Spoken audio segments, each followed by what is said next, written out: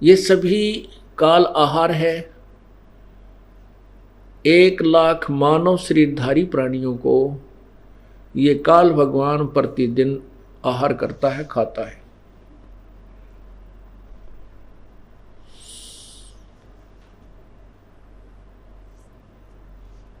और 1,25,000 प्रतिदिन उत्पन्न करता है।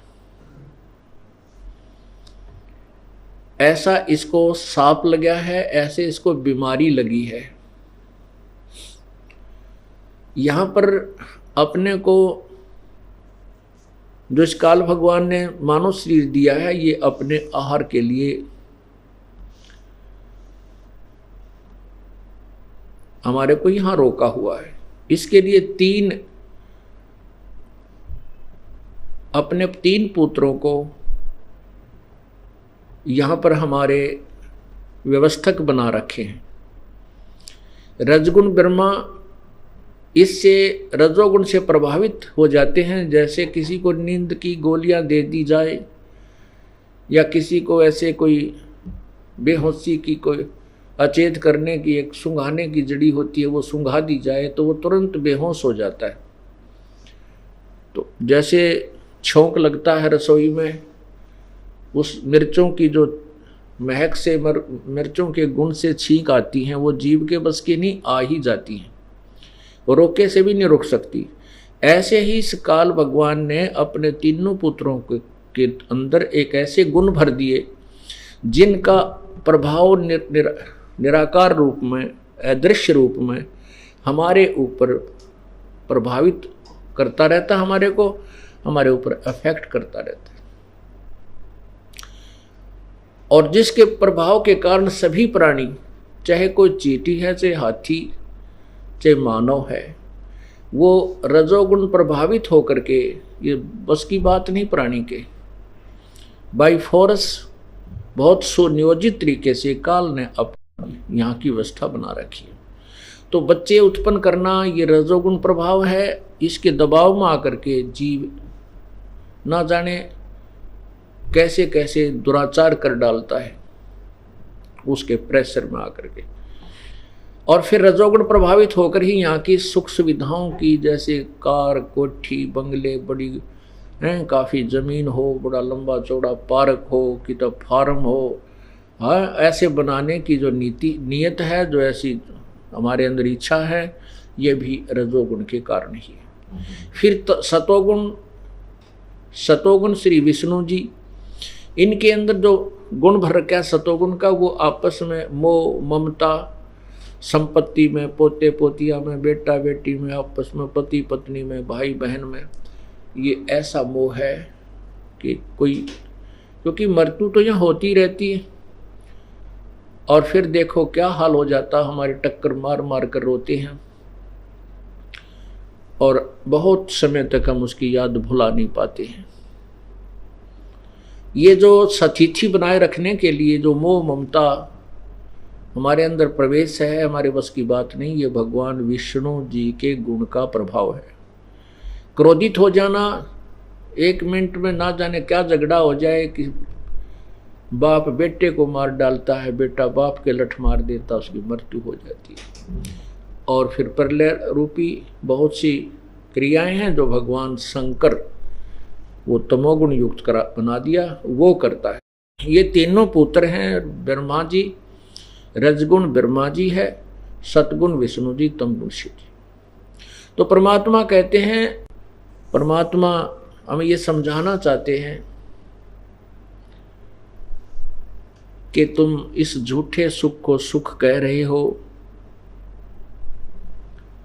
इस झूठे सुख को सुख कहे, ये मान रहा मनमोद, ये सकल चबीना काल का, कुछ मुख में कुछ गोद। 1,00,000 तो कल खा लिए, 1,00,000 की आज तैयारी, 50-60 हज़ार तो मार लिए होंगे अब से पहले उसने। और उसके बाद बाकी जो हम अपने बच्चे समझ रहे हैं, अपना भाई बहन समझते हैं, माता पिता, ये हमारे साथ बहुत बड़ा धोखा किया हुआ है। और हम आपस में एक दूसरे से दूर भी नहीं होना चाहिए और हो भी नहीं सकते, क्योंकि हम तो काल के जाल में, काल के घेरे में बंद हैं। हम काल के घेरे में बंद हैं और इस में हम आपस में भी एक दूसरे के साथ खींचतानी करके, झगड़े करके तो और ज़्यादा दुखी हो जाते। इसलिए हमने आपस में प्रेम से रहना चाहिए और यहाँ से छूटने का प्रयत्न करना चाहिए। जो तरीका विधि परमेश्वर ने आके बताई है उसको पूर्ण रूप से अप्लीकेबल करना चाहिए, उसको पूर्ण रूप से हमने अमल में लाना चाहिए ताकि हमारा पीछा छूटे।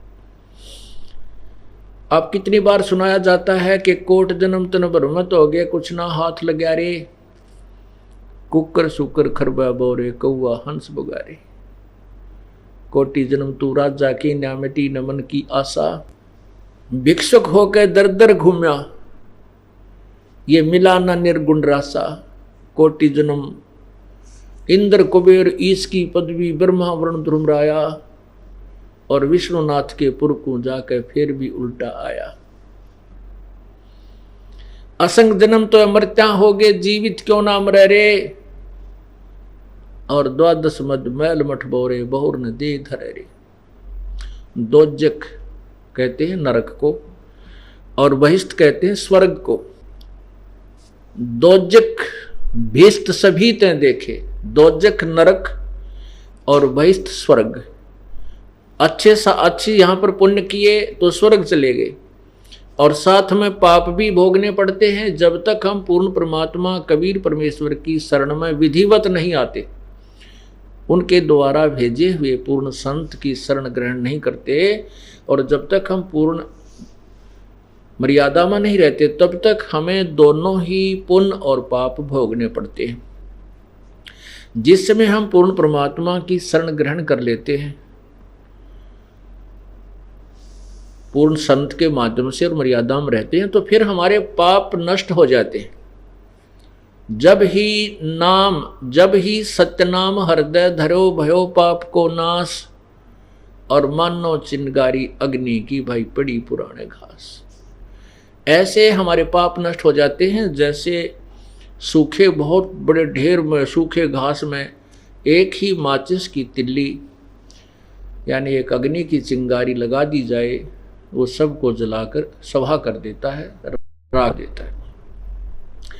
ऐसे ही पूर्ण परमात्मा का विधिवत प्राप्त सतनाम हमारे पूर्व संचित कर्मों को नष्ट कर देता है, नाश कर देता है, पापों का नाश कर देता है।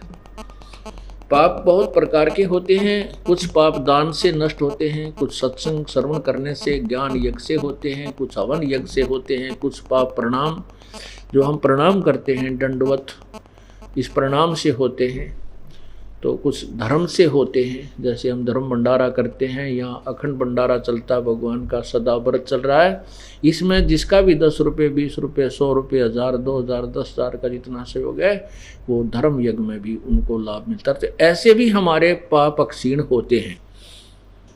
यजुर्वेद अध्याय नंबर 8 के मंत्र 13 में स्पष्ट किया है कि परमात्मा पूर्ण ब्रह्म अपने साधक के चाहे साधना यानी साधना का अर्थ होता है सभी मजदूरियां, जैसे 500 यज्ञ और सिमरण, ये सभी करने वाले के चाहे कोई संत करे चाहे जनसाधारण करे, सभी के पाप को नष्ट कर देता है।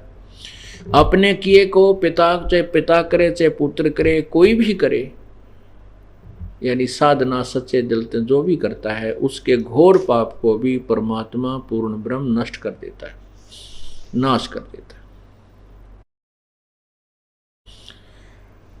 चाहे वर्तमान में किए हैं चाहे आगे तो हम करेंगे ही नहीं। इसलिए दोजक बहिष्ठ सभी ते देखे,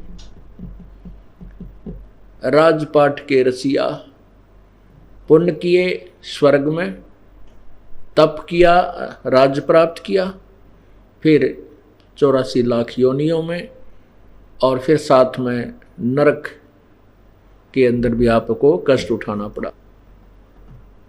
दोजक भैस सभी ते देखे राजपाट के रसिया।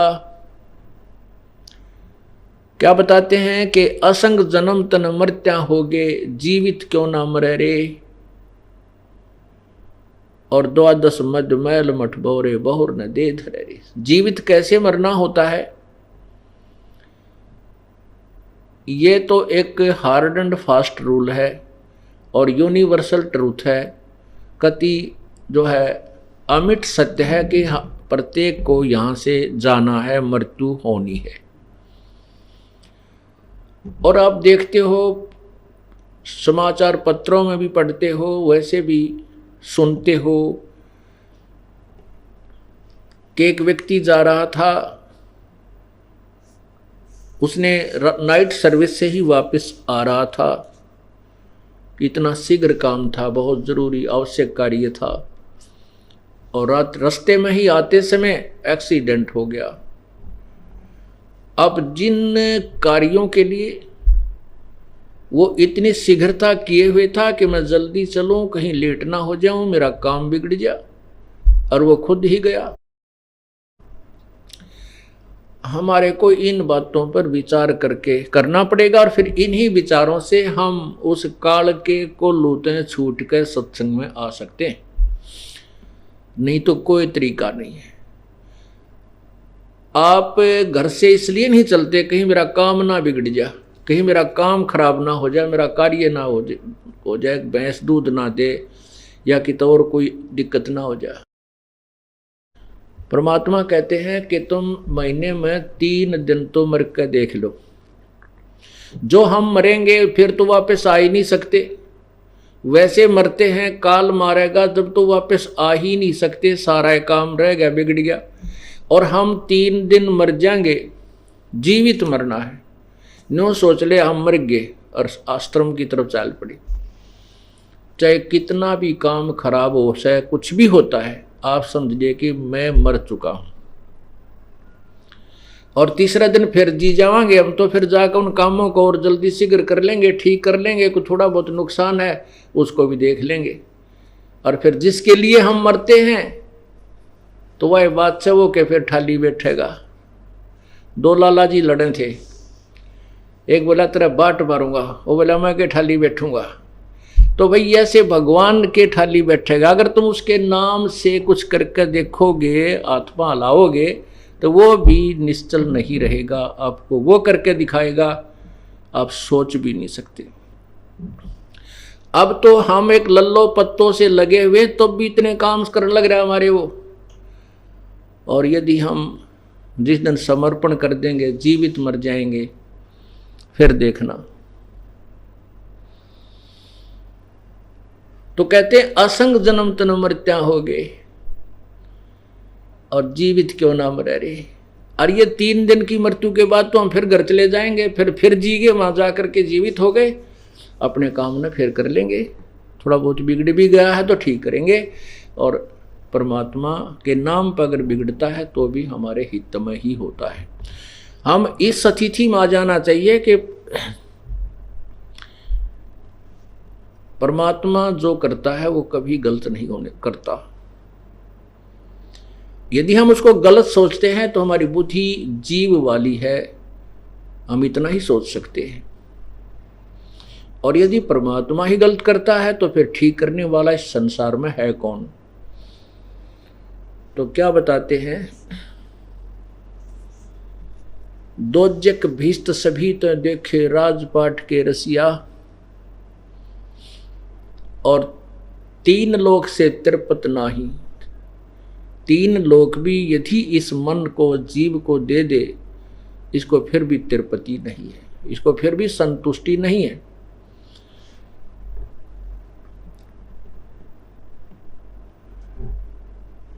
फिर बताते हैं, सतगुरु मिले तो इच्छा मिटे। कोई संत मिले, सतगुरु मिले, सच्चा संत मिले तो ये इच्छाएं समाप्त करे, जिसके कारण हम काल के जाल में फंसे रहते हैं। सतगुरु मिले तो इच्छा मिटे, पद मिल पदे समाना, और चल हंसा उस लोक पठाऊं। जो आदि अमर अस्थाना, ओए होए, आदि सदा का, कभी नष्ट नहीं होता, अमर स्थान, वो अमर स्थान, सत्यलोक, सच्चा लोक, सतलोक, अविनाशी स्थान।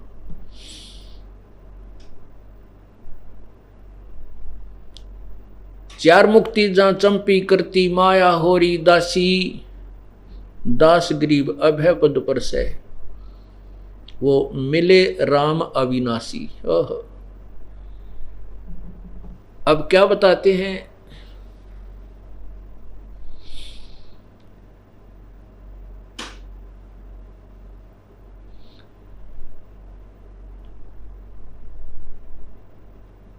पात झड़ता न्यू कहे, सुन भई तरवर राय, अब के बिछुड़े ना मिल, न जाने कहाँ गिरांगे जाए।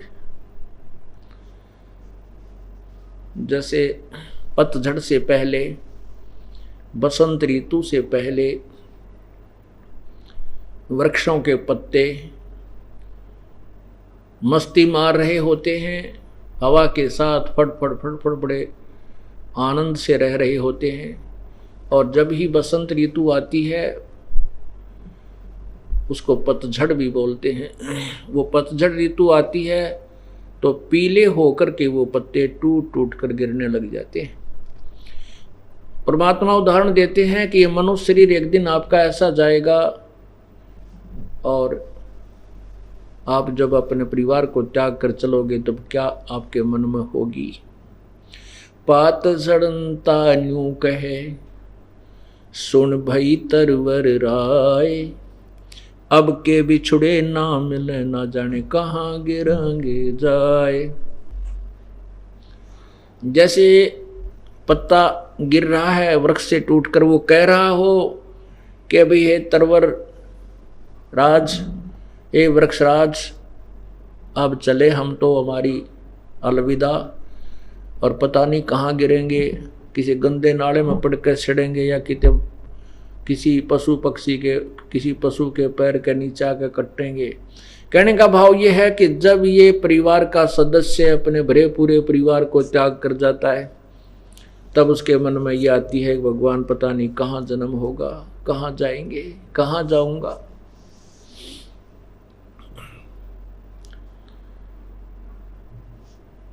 और जाऊंगा तो फिर वहां क्या होगा।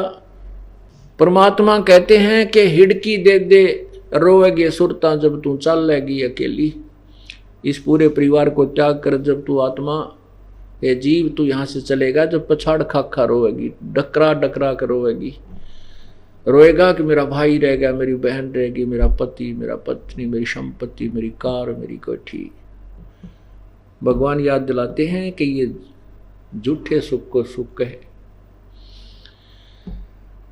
ये माया जगदीश की अपनी कहे गंवार, दो जग धक्के खावेगा, नाहक बहे बेगार। ये माया तो पूर्ण परमात्मा ने की दी हुई है, इस काल ने तपस्या करके प्राप्त की है, और इसको तू अपनी मान रहा है। ये माया तेरी नहीं, तू अपनी कहे गंवार। जब यहाँ अब तो हम सब कुछ अपना मान रहे हैं, ये मकान मेरा है, या कोठी मेरी है, ये कार मेरी है, या बेटा मेरा है, बेटी मेरी है। और जब ये शरीर छूट जाता है, जब ले जाना एक आध दिन उठा के सुई ले जाके दिखा दे, अपनी नहीं है, हमारे को यही भूल लगी है। इसी भूल को तोड़ने के लिए परमात्मा, इसी भूल को मिटाने के लिए परमात्मा ये ना जाने कितने वचन सुनाता है। पूर्ण परमेश्वर कबीर परमात्मा बंदी छोड़ हमें बताना चाहते हैं कि तरवर कहता पात से, सुनो पात एक बात, यहाँ की यह रीति है, एक आवे एक जात। यहाँ की तो एक ऐसी ही रिवाज है, ऐसा ही नियम है, एक आ रहा है, पैदा हो रहा है, जन्म ले रहा है, एक मृत्यु को प्राप्त होकर और ऊपर को धर्मराज के दरबार में जा रहा है। यहाँ की यह रीति है, एक आवे एक जात। अब हम इस आने और जाने के झंझट को मिटाने के लिए किसके सामने पुकार करें? कौन है वो शक्ति जो हमारे इस आने और जाने को मिटा सकता है, अर्थात हमारी जन्म और मृत्यु के झंझट को पूर्ण रूप से समाप्त कर सकता है? अब हमने उसकी तलाश करनी पड़ेगी, नहीं तो उसके बारे में कह रहे हैं ये अरहट का कुआ लोई, ओए होए, ये अरहट का कुआ लोई, यागल बंजा है सब कोई। यहां से पुण्य या पाप की बाल्टी भरी, ऊपर ले गए, ऊपर खाली कराए, कुछ स्वर्ग में कुछ नरक में, फिर आगे, फिर भरी, फिर चले, फिर भरी, फिर चले।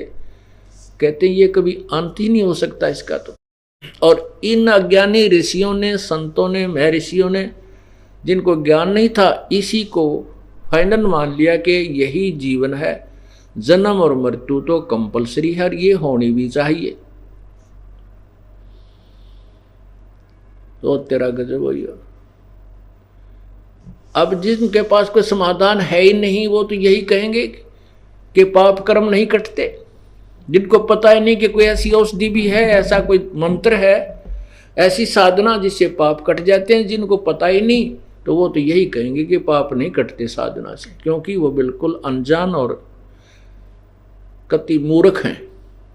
जब हम भक्ति कर रहे हैं और भक्ति करने से हमारे पाप ही अक्षमान ही हुए, हम औषधि खा रहे हैं और औषधि खाने से रोग कटेगा ही नहीं, तो उस औषधि को खावेगा कौन और किसकी रुचि बनेगी? नहीं बन सकती। तो ऐसे अज्ञानी संतों को, महर्षियों को हमने, ऐसे अज्ञानी व्यक्तियों को महर्षि और संतों की, सतगुरु की भाव जो है ना उपाधि दे रखी थी। और जो पूर्ण परमात्मा, जो सतगुरु थे, स्वयं आए कबीर परमेश्वर, एक सदगुरु की भूमिका उन्होंने की, उसको हमने रिजेक्ट करके एक कवि मान रखा था। ये तो एक कवि था। और जबकि ऋग्वेद मंडल नंबर 9 सूक्त नंबर 96 के मंत्र नंबर 16 से लेकर 20 तक यही स्पष्ट किया है कि उस परमात्मा का वास्तविक नाम क्या है। उसका वास्तविक नाम कबीर देव है और वो कबीर गिरह, कबीर वाणी के माध्यम से, लोकोक्तियों के माध्यम से, कविताओं के माध्यम से अपनी महिमा आप सुनाता है। उस तत्व ज्ञान को सुनाने के लिए आता है और वो तीसरे मुक्ति धाम में रहता है, क्योंकि मुक्त धाम वो है जो कभी मृत्यु को प्राप्त नहीं हो, जो कभी नष्ट ना हो। 21 ब्रह्मांड काल के ये भी नाशवान हैं, 7 संख ब्रह्मांड परब्रह्म के यानी वो भी नाशवान हैं। केवल वो तीसरा लोक, सतलोक जो है, वो पूर्ण परमात्मा का, वो कभी नष्ट नहीं होता। उस तीसरे मोक्ष धाम में वो परमात्मा रहता है और वो अपनी महिमा लोकोक्तियों के माध्यम से उच्चारण करके, आवाज लगा लगा के सुनाता है। इसलिए उसको एक कवि की उपाधि दे दी जाती है, लेकिन वो वास्तव में परमात्मा ही होता है। पुण्यात्माओं, आप शिक्षित हैं। अब सबसे बड़ा दाव हमारा यही लगा है कि सभी मानव समाज शिक्षित है, अक्षर ज्ञान युक्त है, और हमारे पास वो सदग्रंथ है। अनुवादकर्ताओं ने हिंदी में संस्कृत का कर रखा है। जहां उन्होंने गोल मोल किया है उसको हम ठीक कर लेंगे, क्योंकि शब्दकोश हमारे पास है और तत्व ज्ञान हमारे पास है। उसमें यही स्पष्ट किया है कि उसको कवि कहने लग जाते वो परमात्मा होता है। जैसे कबीर भगवान इसको कवि कहने लगे थे। इन्होंने लोकोक्तियों के माध्यम से, दोहों के माध्यम से, यानी पद्य भाग में अपनी महिमा, अपने द्वारा रची हुई सृष्टि की वो रचना का ज्ञान और अपने ही पाने का, सतलोक जाने का जो यथार्थ ज्ञान, वो आकर के स्वयं दिया, जिस कारण से उसको कवि कहने लगे। और ये वेद बताओ कि वो कवि कहलाता है, लेकिन वो भगवान होता है, वो परमात्मा होता है। अब क्या बताया उस परमेश्वर ने आकर के?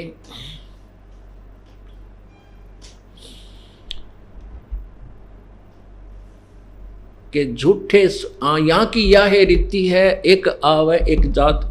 इस आने और जाने का मेरा मेटो आवन जान या करियो मेरे जरासी, उस परमात्मा के लिए तो ये एक जरा सा यानी बिल्कुल सिंपल सा काम है। यदि हम सच्चे दिल हैं और पूर्ण मर्यादा में आखिरी सांस तक इसके चरणों में पड़े रहेंगे तो मोक्ष में कोई दिक्कत नहीं है। हम कुछ दिनों के बाद आंडी पाक जाते हैं, कुछ दिनों के बाद क्योंकि सुख गना दे देता है, सुखी हुए राम भगवान से दूर हुए। इसलिए परमात्मा हमें ये बताते हैं कि ये भी याचना करते रहना साथ साथ के उस सुख के माथे पत्थर पड़ो जिस ते नाम हृदय ते जाए, और बलिहारी उस दुख के जो पल पल नाम रटावे। ऐसा सुख भी मत देना भगवान जिसे तेरी भूल पड़ जा, और मुझे तो उस सुख की बजाय वो दुख अच्छा है जिस कारण से आपकी याद बनी रहे। कुछ कष्ट होता है, पुण्यात्माओं आप देख लेना उस मालिक के खेल। आपका साथी जो नाम नहीं ले रहा वो कहेगा मेरे यहाँ दर्द है और मेरे को कैंसर बता रखी है, और आपको भी वही पीड़ा होगी, फिर रोगे भगवान हे परमात्मा कहीं मुझे भी कैंसर ना हो जाए। खूब याद करोगे और फिर कुछ दिनों के बाद टेस्ट भी कराओगे तो आपको कैंसर नहीं मिलेगी, तो आपकी और श्रद्धा मालिक में बढ़ेगी। तो कहते हैं ऐसा दुख भी देना परमात्मा तेरी याद बनी रहे, वो सुख मत देना जिससे तेरी भूल पड़ जाए। वो सुख तो एक दिन यही रह जाएगा, वो तो अपना है ही नहीं, वो तो झूठा सुख है जिसको हमने अनजानपने में सुख मान रखा है, वो सुख है ही नहीं। अब इस आने और जाने के झंझट को कौन मिटा सकता है, इसके ऊपर थोड़ा सा विचार करते हैं।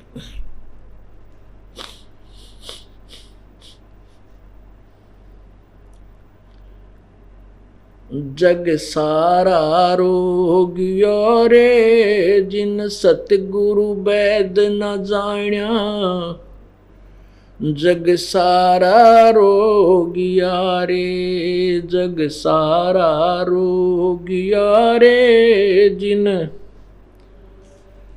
जाण्या, जग सारा रोगिया रे। भाई जन्म मरण का रोग लगा है, तृष्णा बडरी खांसी, जन्म मरण का रोग लगा है, तृष्णा बडरी खांसी। आवागवन की डोर गले में या पड़ी काल की फांसी, जग सारा रोगियो रे जिन सतगुरु वैद न जाण्या, जग जग सारा रोगिया रे जिन सतगुरु वैद न जाण्या, जग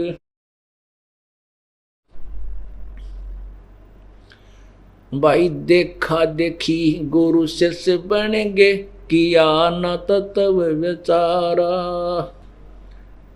भाई देखा देखी गुरु शिष्य बन गे, किया न तत्व विचारा।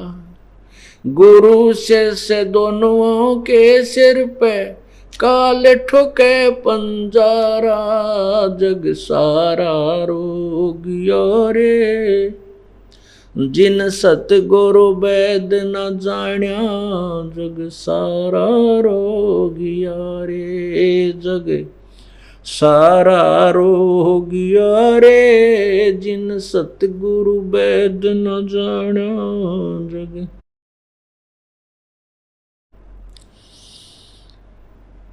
जग सारा रोगिया रे जिन न, जग सारा रोगिया रे। भाई सच्चा सतगुरु कोई न पूजे, झूठों जगपतियासी। सच्चा सतगुरु कोई न पूजे, झूठों जगपतियासी। अंधे की बाँ गही अंधे ने, मार्ग कौन बतासी, जग सारा रोगिया रे जिन सतगुरु वैद न जाण्या, जग सारा रोगिया रे, जग सारा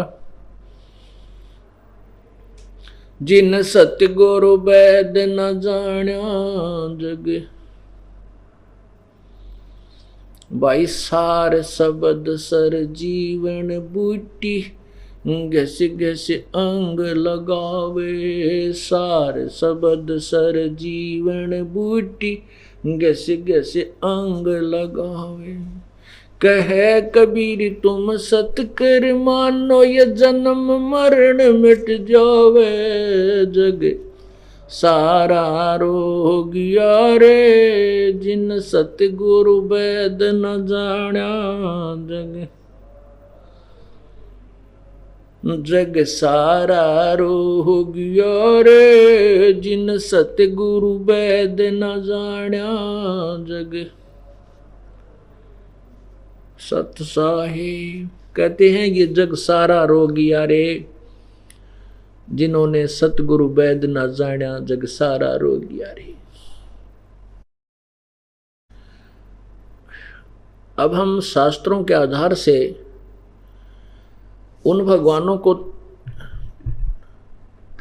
तोलेंगे, उन भगवानों को पहचानेंगे जिनकी हम पूजा करते थे और जिनको हम समर्थ मानते थे, जिनसे हम अपने मोक्ष की कामना किया करते थे, प्रार्थना करते थे। पवित्र हिंदू समाज के अंदर श्री ब्रह्मा जी, श्री विष्णु जी, श्री शिव जी, रजगुण श्री ब्रह्मा जी, सतगुण श्री विष्णु जी, तमगुण श्री शिव जी की हम पूजा करते थे और उनको सर्वशक्तिमान, सर्वेश्वर, मृत्युंजय, कालज्य, सारी सृष्टि के रचनहार, पूर्ण मोक्षदाता, अजरो अमर, इनके कोई जन्मदाता नहीं है, ऐसा जानकर इनकी पूजा करते थे। इन्हीं से हम अपने सर्व संकट के निवारण की कामना किया करते थे। और जो हमें ये ज्ञान बताया गया था वो मार्गदर्शक ऋषि, महर्षि, संत, मंडलेश्वर, सतगुरु कहलाने वाले वो नकली, वो हमें बताया करते थे कि हम वेदों के अनुसार से आपको ये ज्ञान बता रहे हैं। वेदों में तीनों देवताओं को ही पूर्ण परमात्मा लिखा है और साथ में पुराणों का भी सहयोग लेते थे कि शिव पुराण में शिव जी के बारे में बताया है, विष्णु पुराण में विष्णु जी के बारे में बताया है और ब्रह्मा पुराण में ब्रह्मा जी के विषय में बताया है। देवी पुराण में भी ऐसा ही लिखा है, मार्कंडेय पुराण में लिखा है, पुराण में लिखा है। ठीक है, पहले तो हमारा जो पूर्वज थे वह शिक्षित थे, अक्षर ज्ञान नहीं था। अब जब हमें ज्ञान हुआ और परमात्मा ने ये आंखें बना दिया, ज्ञान वाली आँखियाँ हमारी बन गई। अब उन आँखों के हमारी जो आँखें बनी हैं, ज्ञान वाली आँखें हमें मिली हैं, उनको उनसे देखा और उस अज्ञान के अंधेरे के अंदर जाकर देखा तो पाया कि ब्रह्मा विष्णु महेश ये तो नासवान है, ये सर्वेश्वर नहीं है, ये वासुदेव नहीं है, सर्वव्यापक सर्प के मालिक नहीं है। इन्हीं की जन्म पत्रियों में, इन्हीं की जन्म कुंडलियों में, इन्हीं की हिस्ट्री यानी कहानियों में, इन्हीं भगवानों की जो जीवन लीलाओं में लिखा है। ये स्वयं स्वीकार करते हैं कि हम अविनाशी नहीं हैं, हम तो नासवान हैं। श्रीमद् देवी भागवत, देवी अर्थात देवी पुराण, शक्ति पुराण से कहते हैं। इसके तीसरे स्कंद में खुद विष्णु जी माता की स्तुति करते हुए कहते हैं, गीता प्रेस गोरखपुर से प्रकाशित श्री देवी पुराण पृष्ठ तीसरा स्कंद पृष्ठ 123 पर मोटा टाइप में लिखा है। विष्णु जी कहते हैं, तुम शुद्ध स्वरूपा हो, यह संसार तुम्हीं से उद्भासित हो रहा है। मैं यानी विष्णु, ब्रह्मा और शंकर आप ही से जन्मवान हैं, हमारी तो आपसे ही उत्पत्ति होती है और हम नित्य नहीं हैं, हम सदा रहने वाले अविनाशी नहीं हैं, तुम ही नित्य हो। शंकर भगवान भी कहते हैं कि हे माता, यदि ब्रह्मा और विष्णु आप ही से के पुत्र हैं, आपसे जन्मे हैं, तो क्या तमोगुणी लीला करने वाला शंकर में आपकी संतान नहीं हुआ। अर्थात मुझे भी जन्म देने वाली तुम ही हो। इससे सिद्ध होगा कि तीनों नासवान हैं, इनके जन्म मृत्यु होती है। देवी दुर्गा इनकी माता है और ज्योति निरंजन काल, जिसको ब्रह्म भी कहते हैं, क्षर पुरुष भी कहा जाता है, ये इनका पिता है। श्री शिव पुराण, गीता प्रेस गोरखपुर से प्रकाशित रुद्र संहिता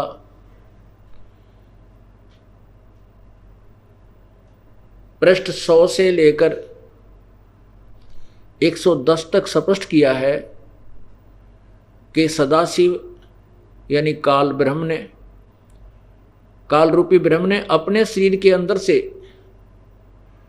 एक शक्ति उत्पन्न की, एक स्त्री उत्पन्न की अपने शरीर से, और वही प्रकृति अष्टांगी जिसकी 8 भुजाएं हैं, और त्रिदेव जननी यानी तीन देवताओं के माता, ब्रह्मा विष्णु महेश की माता कहलाई। और फिर लिखा है कि इस काल रूपी ब्रह्म ने इस शक्ति को साथ लेकर के दुर्गा को अपनी पत्नी रूप में रख करके एक ब्रह्मलोक में काशी नामक स्थान की रचना की, और वहां इन दोनों ने 3 स्थान बनाए, रजगुण प्रधान, सतगुण प्रधान और तमोगुण प्रधान, और वहां पर 3 पुत्रों की उत्पत्ति की। और जो पुत्र उत्पन्न हुआ उसका एक का नाम विष्णु रखा, एक का ब्रह्मा रखा, और एक का रुद्र महेश रखा। ये स्पष्ट हो गया इन्हीं के द्वारा, इन्हीं की लिखी, इन्हीं की जीवनी में लिखा है कि इनकी माँ दुर्गा है, पिता ज्योति निरंजन सदाशिव कहो, काल कहो, ब्रह्म कहो। ये काल रूपी ब्रह्म सदाशिव ये इनका पिता है, और ये अजर अमर नहीं है, ये नासवान है। जब ये स्वयं ही नासवान है तो हमें कैसे अविनाशी पद प्राप्त करा सकते हैं? नहीं।